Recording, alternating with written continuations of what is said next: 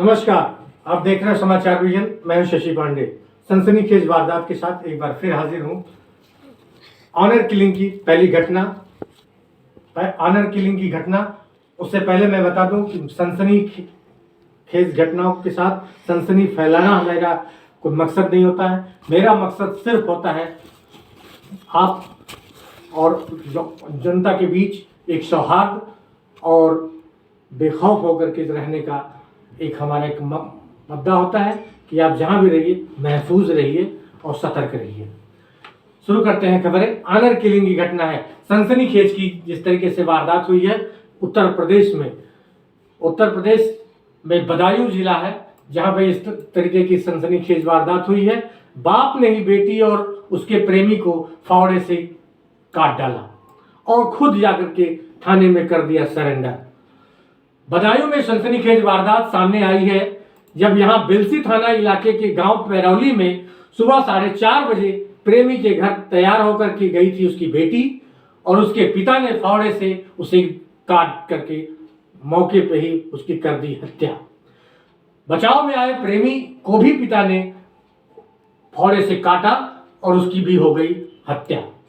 बाप ने प्रेमी के घर के दरवाजे पर वारदात को दिया बड़ा अंजाम। गांव पैरौली में मंगलवार की सुबह 4:30 पर ऑनर किलिंग की यह वारदात हुई। पिता ने अपनी 19 वर्षीय बेटी नीतू और उसके 20 वर्षीय प्रेमी सचिन की फावड़े से काट करके कर दी जघन्य हत्या और खुद फावड़ा लेकर के थाने में कर दिया सरेंडर।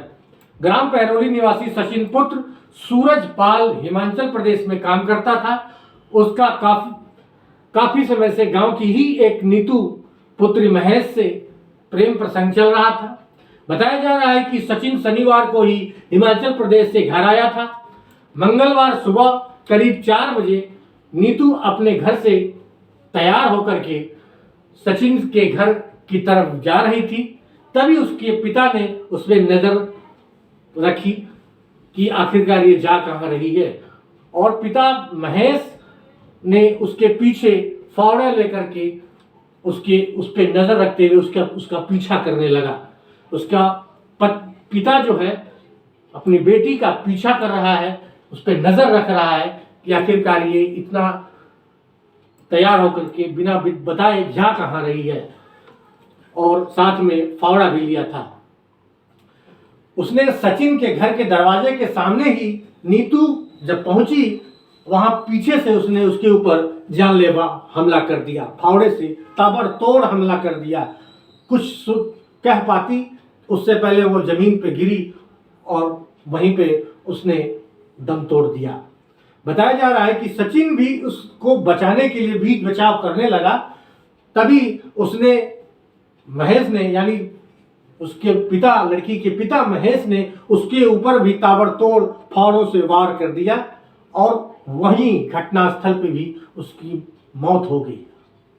और दोनों की मौत होने के बाद खुद फावड़ा ले करके महेश थाने पहुंच गया और पुलिस को बताया ऐसा ऐसा हमने कर दिया और खुद को अपने आप को सरेंडर कर दिया।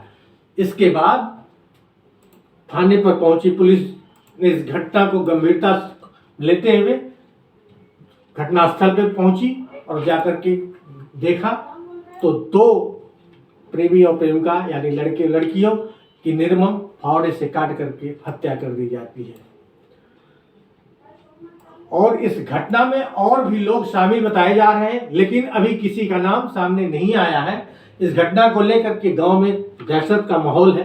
दोनों परिवार अलग अलग जाति की हैं। सचिन धोना और नीतू कोरी जाति की है। इसकी सूचना पर SSP doctor OP Singh, SP देहात जो है राम मोहन सिंह और सीओ समेत पुलिस बल मौके पर पहुंच गई। पुलिस ने दोनों के शव को पोस्टमार्टम के लिए भेज दिया। गांव में पुलिस बल तैनात कर दिया गया। मामले में एफआईआर करने की कार्रवाई भी शुरू कर दी गई। इस तरीके से जो जघन्य घटना अपराध एक बाप द्वारा किया गया कि अपनी ही बेटी को फावड़े से काट कर निर्मम हत्या कर दी।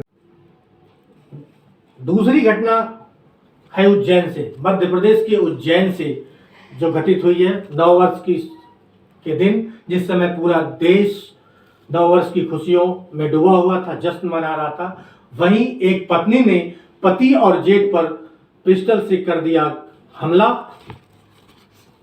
और मौके वारदात पति की तो मौत हो गई, लेकिन उसका जेठ जो है अस्पताल में जाने के बाद तोड़ दिया था। घटना उस वक्त की है जब तंग आ चुकी थी उसकी पत्नी, तब उसने इस तरीके का दिया अंजाम। सुबह ही उज्जैन में जो दोहरी हत्याकांड हुआ उससे पूरा दहल गया इलाका। महिला ने अपने पति और जेठ की गोली मारकर कर दी थी हत्या। बाद में पिस्टल लेकर के पुलिस थाने पहुंच गई और खुद को किया सरेंडर और पुलिस से बताई कि मैंने अपने पति और जेठ को पिस्टल से मारकर कर दी हत्या। उसने 9 वर्ष की जब सुबह पूरा देश 2024 की खुशियां मना रहा था, उसी समय उज्जैन जिले में इंगोरिया थाना क्षेत्र में चौंकाने वाली घटना घटित हुई। इंगोरिया थाना पुलिस के अनुसार सोमवार सुबह थाना क्षेत्र में एक घटना घटित हुई, जिसमें सविता पति राधेश्याम पिस्टल लेकर के थाने पहुंची और उसने बताया कि मैंने अपने पति राधेश्याम और जेठ धीरज को गोली मार दी है। सविता की बात सुनकर के पुलिस कुछ देर के लिए चौंक गई, लेकिन यह घटना खुद पुलिस मौके पर जाकर के तफ्तीश की तो पता चला कि वास्तव में 2 लोगों की यहाँ गोली मारने से हत्या हो चुकी है। राधेश्याम पिता नगुलाल की मौत हो चुकी थी, जबकि उसके जेठ धीरज गंभीर रूप से घायल था, जिससे पुलिस ने तुरंत उपचार के लिए उज्जैन जिला चिकित्सालय भेजा।